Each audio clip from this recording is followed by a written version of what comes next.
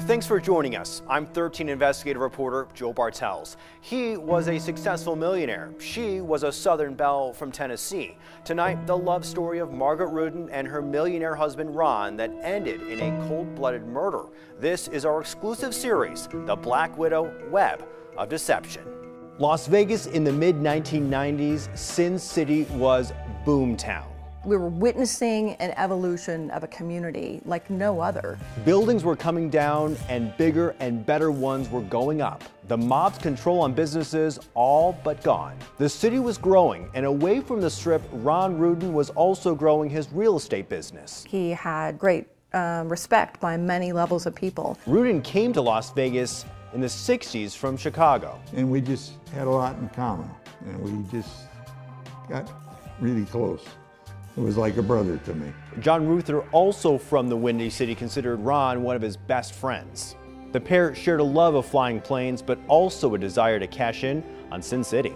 And I trusted him with the real estate. So we had this agreement.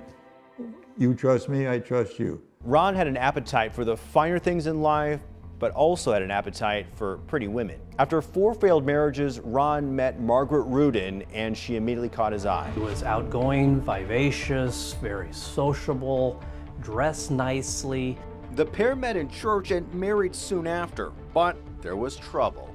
There was a lot of obsession, there was a lot of distrust, there was a lot of suspicion. Like Ron did with his 4 previous wives, he moved Margaret into his humble 2-bedroom home near Charleston and Decatur. The home was really more like a fortress. Ron was obsessed with security, walls, cameras, dogs. To Margaret, the home felt more like her marriage, a prison, and she was determined to escape. They loved each other passionately, but they had these very, very volatile fights. A fight at one point in which there was gunfire, literally a gun emerged, it went off, nobody got shot, but that's how volatile this relationship was. Ron always kept Margaret at an arm's length and never revealed really how much money he had. It was a secret that Margaret stopped at nothing to learn. Margaret was even suspected of wiretapping Ron's phones at his office so that she could hear who he was speaking with, and ultimately she found out that he was having an affair with someone, and she heard it on the wiretap that she illegally created.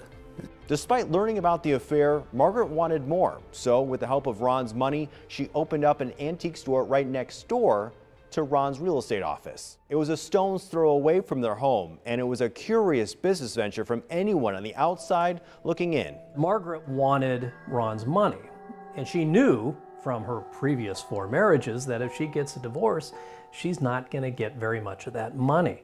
So she stayed with him for a while, but it just got worse and worse. Then just weeks before Christmas, Ron placed a phone call with his good friend John. And he says, I'm really getting nervous. I told him, you better watch your back. That warning came as Ron changed his will, a move that many saw as a finger point right at his wife. Ron was right to worry. He confided in his good friend John Ruther. His marriage seemed to be falling apart, fueled by jealousy, greed, and affairs.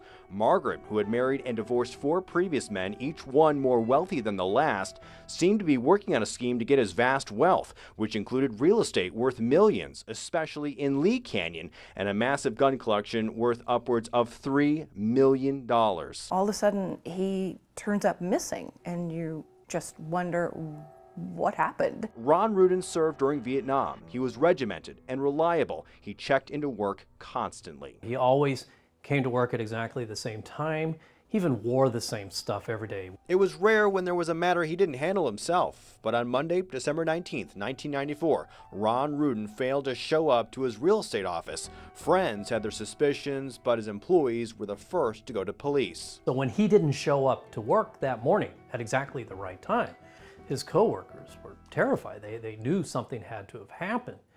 But Margaret, on the other hand, didn't seem very concerned. Margaret Rudin told police Ron was in a mood, drinking, and she last saw him the night before. Days turned into weeks, and police investigated, but there was no sign of Ron or his black Cadillac. It was too much of a high-profile person.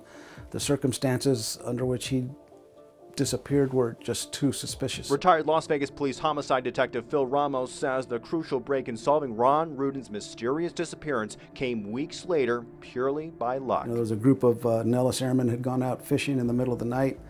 They start making their way back up to the car, and they're using a flashlight to light up the ground because it was still dark, and the flashlight illuminates a human skull. January 1995, Ramos and his partner Jimmy Vaquero are called out to Nelson's Landing, a remote area 40 miles from Las Vegas near Lake Mojave. A burned out chest, feet away, a human skull, and another clue, a distinct custom-made bracelet spelling out R-O-N.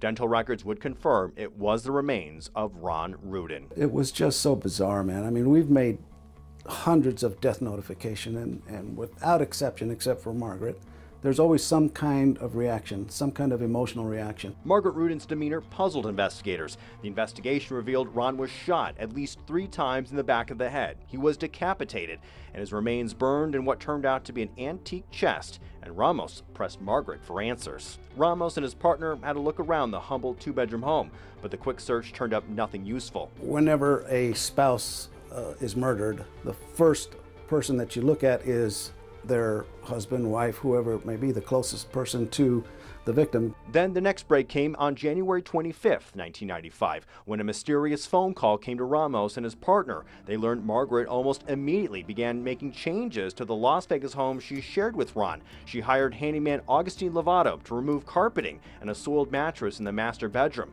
Lovato said the smell, rancid, and he noticed what looked like red specks of blood on a glamour shot of Margaret that was hanging over the bed. He also offered up a sealed box that Margaret instructed him to mail to her mother out of state. It wasn't a gun inside, but it had something else that gave investigators yet another clue, a picture of a man by the name of Yehuda Sharon. Lovato's tip was the last set of clues police needed to get a search warrant. Next, the police investigation leads to an indictment, but Margaret had no intention of sticking around for a trial.